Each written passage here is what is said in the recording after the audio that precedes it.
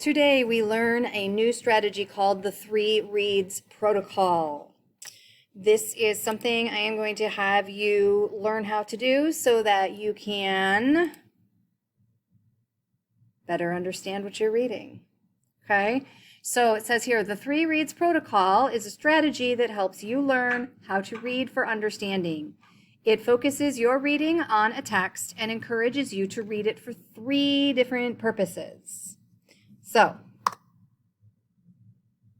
what is the Three Reads Protocol? 1. During your first read, you will annotate for understanding and describe what is happening in the text. Okay? So you annotate for understanding and describe what is happening in the text. So basically, in the first reading, I just want you to do a quick little summary of the most important things that are happening in the text. Annotate means when you write critical explanations to add extra insight about something. These explanations can be necessary to understanding writings in which the language might be difficult to make sense of without clarification. So basically, annotating means taking notes to add your ideas, to make sure you are clear on your ideas and that you are adding your own insights and ideas to the text. So, first read. Just basically describe what's happening. In your second read, you annotate for the development of literary devices that the writer is using. You look deeper into how the writer uses characterization, setting, theme, writing style, etc., and the effects these things have on how you analyze the story. Okay, so 1, just describe what's happening. 2, analyze what is happening. So analyze means to study or examine something carefully in a methodical way. If you analyze your report card, you may determine your strengths and weaknesses. Okay, so if you're getting A's in English and you're getting D's in math, then you can analyze that your strengths are not in math, your strengths are in English. And you can come to the conclusion that you need to work harder at math than you do at language because you have a natural gift for one and not the other. Okay? So I always tell people when we analyze things, it's like we take something and we take it all apart so that we can see how all the parts work and then put all the parts back together to learn how those parts work together to make a whole. So if you think about a car engine, okay, if you take apart a car engine, there are all kinds of different working parts in that engine. Things that heat up and things that turn and things that move in and out, all right? If you were to analyze your car engine, you would take that engine, you would completely pull everything apart and then figure out what each part does and then take all those parts and figure out how they work together to make the engine run and make the car run. So when we're analyzing literature, what we're doing is we're taking a look at the text is our engine, okay? And things like characterization, setting, theme, style, point of view, which is what we're going to talk about today. Those are all the moving parts inside of the engine, okay? And we have to take a look and think, okay, what is point of view? What does that mean? What does it accomplish? Or what is a piston? What does that do? What does it look like? What does it accomplish? And we are going to figure out how it adds more meaning to the story. Okay? So that is what you do when you analyze. So step 1, read for what is happening. Describe what is happening. Step 2, analyze. And then 3, in your final read, you connect the text to a larger context, real world experiences, or a unit theme. So in the third read, you connect the text to the real world or your real life. And this is where those essential questions that we have been talking about this week will come into play, because those essential questions are designed specifically to make you think about the text in terms of real experience. So why do we do this? 1, to better understand what we read. I don't know how many times I myself, and I love to read, I have gone through and read something and gotten to the end of it and said to myself, I don't remember what I just read. And it's usually when it's something that's either boring to me or something that has a lot of words I don't understand, or if I'm tired or distracted, okay? So when we read something once, sometimes we get it right away, and other times we need to read it more than once.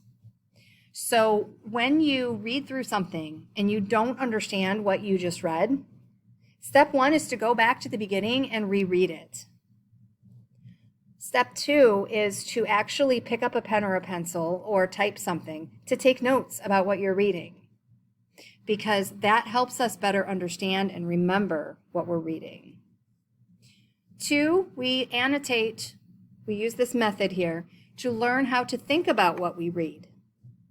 So instead of just reading and then letting it go in through our eyeballs and out through our ears, we stop and kind of chew on it and think about it, ruminate. For those of you who are in my 9th grade class, we ruminate, okay? We digest that idea and we think about what we're reading rather than just reading it and being done. 3, to connect what we read to our own lives and the world as a whole. So one of my big deals this year has been trying to show you how literature and real life, the arts and real life, are very, very connected. So these are the 3 reasons we're going to learn the 3 reads protocol. So when should you use this? Should you read and annotate everything? No, okay?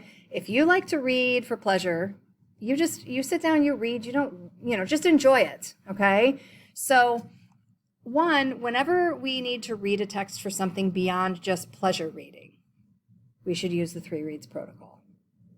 Okay, if we're just reading for pleasure, just because we want to enjoy ourselves or escape our minds and get into another world, then we're not going to sit around annotating, okay? Because it kind of takes some of the fun out of just enjoying the story. So whenever you need to read for something beyond pleasure reading, you're going to use the 3 reads protocol. 2, whenever we need to read a text in order to use it for academic purposes. So academic means school, learning. Not just for this class, not just for your English class, okay, but for any class that you're taking. If you want to truly remember what you're reading and learn to think deeper about what you're reading, you should be taking some notes. You should be annotating. And 3, whenever we are going to have to write about a text, you should do this. So at the beginning of the week, I had you do an assessment where I required you to write an essay that was approximately 3 paragraphs long, okay? We're not just going to work on reading, we're also going to work on writing. So I want you to start thinking about how this 3 reads protocol can help prepare you for what you're going to write, okay? So this would be an example of what the 3 reads protocol would look like if we were in the building together and I had a piece of paper and I gave it to you and I said, here's a pen, annotate. We're going to do this digitally, okay? So ours isn't going to be handwritten, but this is a good example. It is taken from an Amy Tan story. It's called Two of a Kind. And it's just a really short, just 1 paragraph from an Amy Tan story. So what this person did was their first read, right here, they wrote, that it was for comprehension. They wrote basically just what happened, what happens in the story. In the second read, they analyzed it. They thought about it in terms of its smaller parts and how those smaller parts work together to make a whole. And then in their third, connecting to content, they connected the reading to some experience outside of the book. Okay, so let's just take a quick look at this. The text says, "My mother believed you could be anything you wanted to be in America. You could open a restaurant. You could work for the government and get a good retirement. You could buy a house with almost no money down. You could become rich. You could become instantly famous. Of course, you can be a prodigy too, my mother told me when I was 9. You can be best anything, What does Auntie Lindo know? Her daughter, she is only best tricky. America was where all of my mother's hopes lay. She had come to San Francisco in 1949 after losing everything in China. Her mother and father, her home, her first husband, and 2 daughters, twin baby girls. But she never looked back with regret. Things could get better in so many ways. So over here, just, comprehension. So if we go back here, first read, describe what's happening. Okay, so first read, comprehension, just describing what's happening. She says, Mom is optimistic, okay, because she has high hopes for her daughter. A prodigy is, somebody who's like really, really amazingly awesome and smart and excellent at something. So Mom's optimistic. She thinks her daughter can do anything. And they wrote prodigy equals genius. She wants her daughter to be successful. Mom is an immigrant. Tells us that Mom's an immigrant. And that before she came to America, Mom's life was tragic. So this just basically summarizes, this is what happened literally in the text. On the second read, and we go back and we look here, what we do on the second read, annotate for the development of literary devices that the writer is using. Look deeper into how the writer uses literary devices and analyze. So let's go back. Second read. You would read it again, okay? And I'm not going to read the whole thing again right now, all right? But if you read it one more time, then you can start to think about, this person thought about conflict, mother versus daughter. Conflict is an element of literature. So she's thinking about, okay, the mom and the daughter have a relationship that maybe might be conflicting. She's setting that up. For the mother, the American dream is real. So this is characterization. She's thinking about the mother's character. The mother truly believes that if you live in America, you can achieve anything.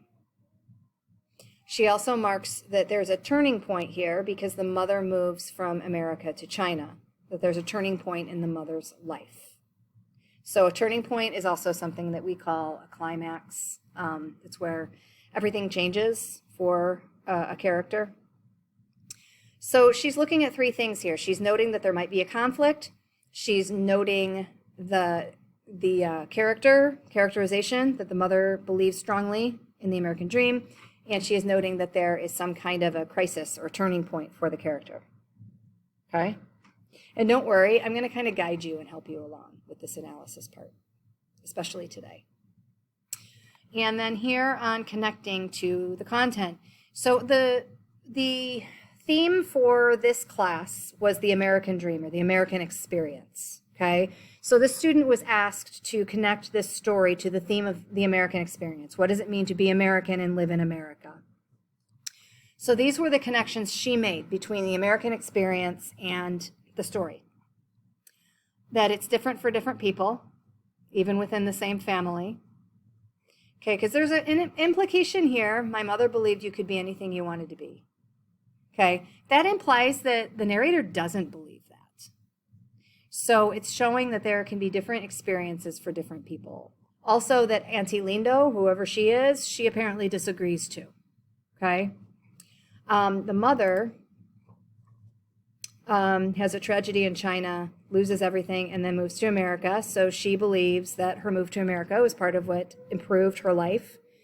And then the daughter has pressure from her mother to be a prodigy because of this idea that the American dream is real, that we can achieve anything if we live here, no matter who we are or where we come from.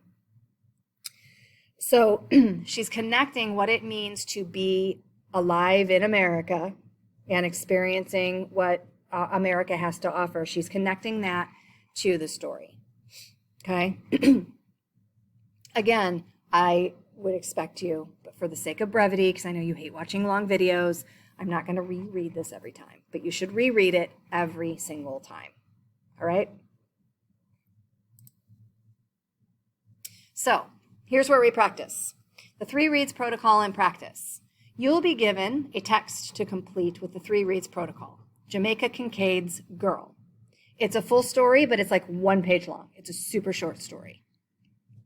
And it is contemporary. Jamaica Kincaid, I believe, is still alive and well right now. Complete the assignment on Google Classroom and submit it when finished. Instead of handwriting your responses like on the example, you will highlight and type your responses in a Google Doc. You will need to familiarize yourself with second-person point of view before you read the story. It's right here. And if that link doesn't work for you, then you're just going to use this one because they're both the exact same thing. It's just one goes straight to YouTube and one is video link for like a safe viewing. Okay? So. We went in for her doctor's appointment. Narrative perspective. This presentation is about the author's point of view. In this presentation, you will learn how to identify the perspective of the narrator in a story. This presentation is brought to you by ereadingworksheets.com. Dialogue and narration. To be able to accurately identify the narrator's perspective, you need to understand the difference between dialogue and narration. Dialogue is when characters speak.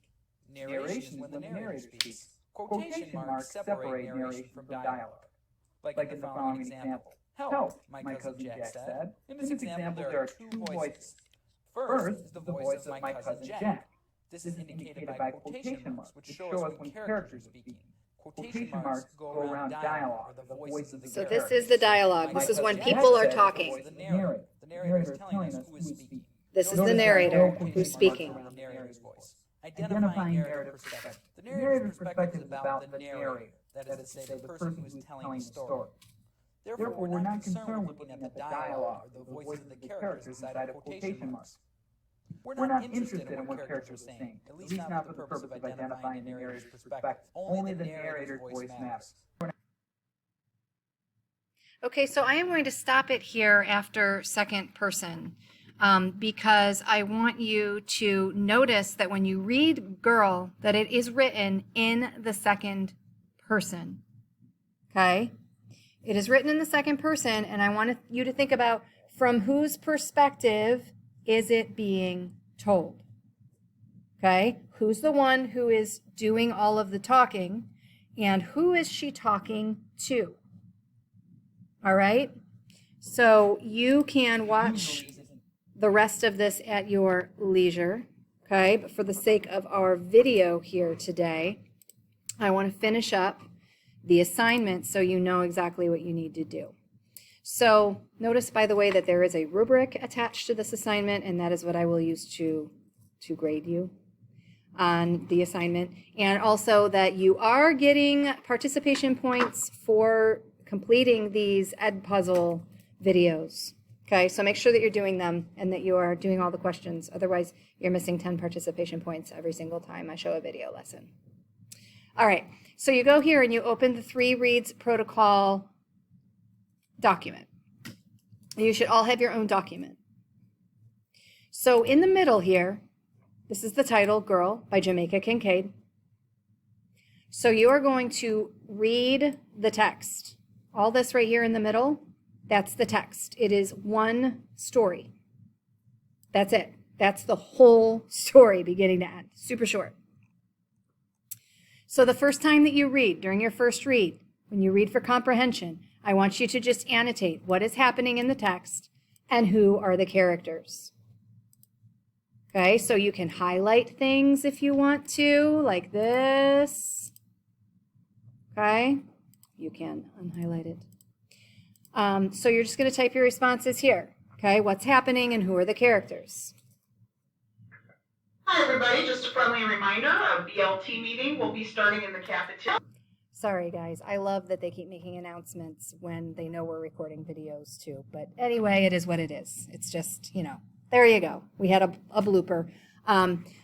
So the second read, you're going to read it the second time, and you're going to analyze, okay? I want you to think about and answer these 3 questions. What do you notice about the point of view? What is the effect of the point of view? Okay? If the girl were a boy, what would the mother be telling him? So think about perspective of the mother and perspective of the narrator here too, really. okay? Well, the mother is the narrator. I just gave that away for you. But how does the mother's perspective kind of color what she says to the daughter? And then what do you notice about the way the sentences in this story are written, and what effect does it have on the story? Okay, so I'm asking you to look a little bit at the style.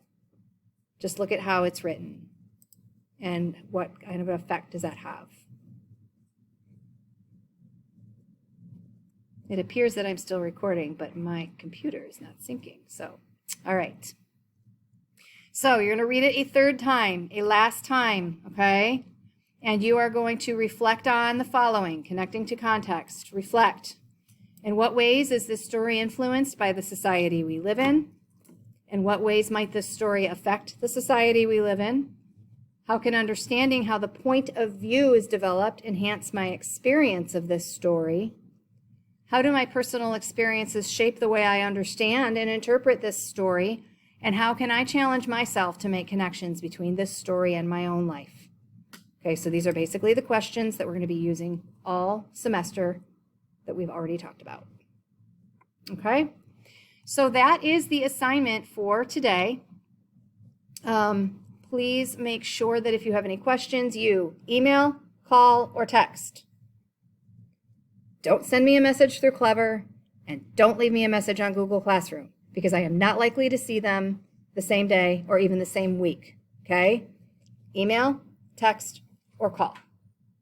So good luck, and if you have those questions, please do reach out. And remember that we do have Google Meets on Tuesday nights at 6 and on Wednesday afternoons at 12:30. And you can always come to those, and we can talk through anything that you might have questions about, okay? Thanks a lot. Later. Love you. Bye.